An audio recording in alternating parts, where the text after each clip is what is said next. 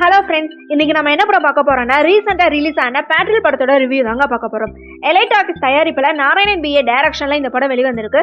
கல்வித்துறையில இருக்கிற இரண்டு பக்கங்களை வெளிச்சம் போட்டு காட்ட முயற்சி பண்ணியிருக்காங்க. ஹீரோ அர்ஜுன் பிரபாகரன் ஒரு ராப் பாடகரா இருக்காரு. வாழ்க்கையில சாதிக்கணும் அப்படின்னு நினைக்கிற ஒரு இளைஞனா இருக்காரு. அவரோட லவ்வரா ஆராத்யா வராங்க. அவங்க பிரைவேட் ஸ்கூல்ல டீச்சரா வேலை பார்த்துட்டு இருக்காங்க. இன்னொரு பக்கம் அந்த தனியார் பள்ளியில கரஸ்பாண்டா இருக்கிறாரு சுப்பிரமணிய சிவா. இவர் கொடுக்கிற டார்ச்சர்னால டீச்சர் ஆராத்யாக்கு பெரிய பிரச்சனை வருது. இந்த ரெண்டு பிரச்சனையும் ஒன்னா சேரும் போது ஹீரோவும் ஹீரோயினும் எப்படி தவிக்கிறாங்க, இதுல இருந்து எப்படி மீண்டு வராங்க அப்படிங்கறதா படத்தோட முதல் பாதியா காட்டப்படுது. இயக்குனர் ஒரு ராப் பாடகரோட போராட்டத்தையும் தனியார் பள்ளியில நடக்கிற அநியாயத்தையும் ஒன்னா சேர்க்க முயற்சி பண்ணிருக்காரு. ஆனா அந்த இணைப்புல ஒரு அழுத்தம் இல்லைன்னு தான் சொல்லணும். சீன் எல்லாமே அங்கொன்னு இங்கொன்னு செதறி கிடக்கிற மாதிரி தான் ஃபீல் ஆகுது. செகண்ட் ஹாஃப்ல தனியார் பள்ளிகள் எப்படி பிசினஸ் மயமா மட்டுமே பார்க்கப்படுது அப்படிங்கறத தோலுரிச்சும் காட்டியிருக்காங்க.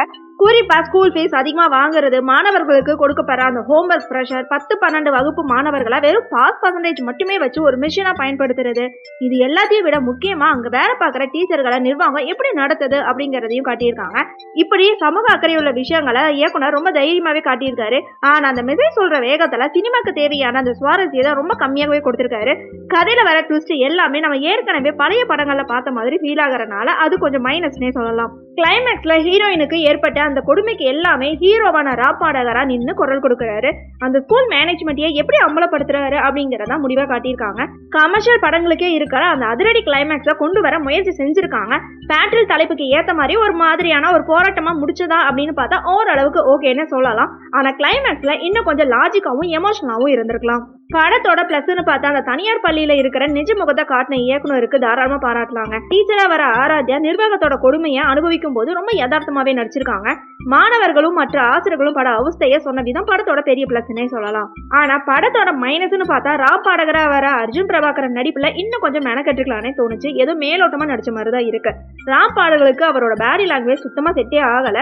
சுப்பிரமணிய சிவா மிரட்டலும் நடிச்சிருக்காரு. ஆனா சில இடங்களை கொஞ்சம் ஓவர் ஆக்டிங் பண்றாரோ அப்படின்னு தோணுச்சு.